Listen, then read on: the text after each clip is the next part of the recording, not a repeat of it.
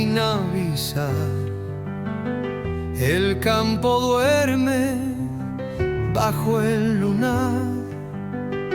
En el salón chispea el ardor del fuego amable que aviva el calor. Una taza humea en la mesa al rincón.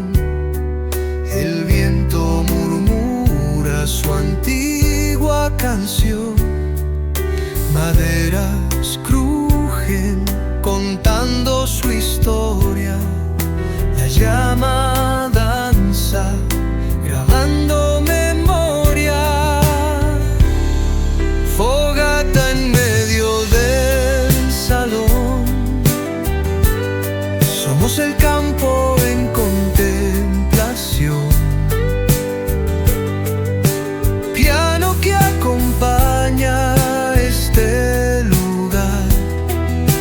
El eco del alma quiere respirar.